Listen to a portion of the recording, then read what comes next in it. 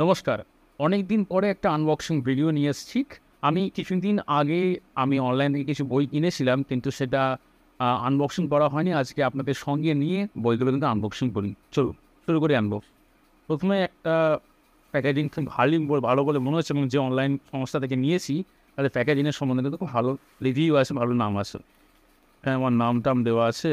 এবার কাটি। প্রথমে আমি র্যাপার না একটা কি একটা আছে দেখা যাক। আরে বাস, ধরুন দুটো, দুটো, এই দুটো বুকমার্ক। একটা হচ্ছে প্রফেসর শঙ্কুর এবং একটা হচ্ছে দ্য লেজেন্ডারি সত্যজিৎ রায়ের অকুশ সংসারে দুটো ছবি। কাছেটাকে সরিয়ে রাখলাম। এবার তারপরে বাহ, র্যাপ তো দারুণ।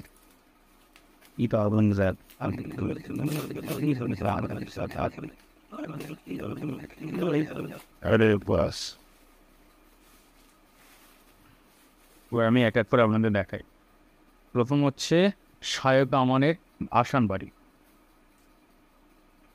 অনেক পুরনো একটি বই, আমি জানি আমার আগে কেনা উচিত ছিল, কিন্তু এই নিলাম।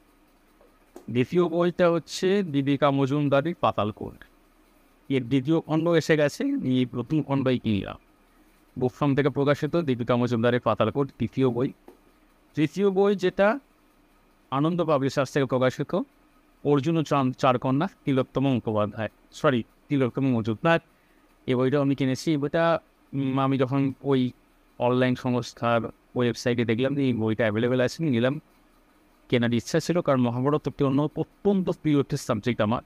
মহাভারত পড়লে অনেক কিছু জানা যায়, অনেক কিছু বোঝা যায়, এবং একটা ছোটোবেলাকার একটা নস্টালজিয়া বলা যায়, সেই নস্টালজিয়ার একটা অংশ আমি আজকে তুলে এনেছি। সেটা হচ্ছে টেনটিন কিন্তু কোনোদিনই পুরোনো হয় না। ছোটো বড়ো সকলেই টেনটিন পড়ে একই রকমভাবে রোমাঞ্চিত হন, এত রকমভাবে ভালোবাসেন।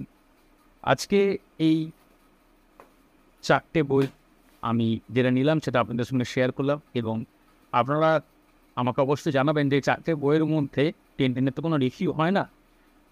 তিনটে বই, ভাসান বাড়ি, অর্জুন চরকন এবং পাতালকোট, এই তিনটে বইয়ের মধ্যে কোন বইটার রিভিউ প্রথম আপনারা চান। আজকে এই পর্যন্তই। খুব শীঘ্রই দেখা পাচ্ছি নতুন ভিডিওতে নতুন বইয়ের আলোচনা। তখন পর্যন্ত সুস্থ থাকুন, ভালো থাকুন এবং অনেক বই তুলুন।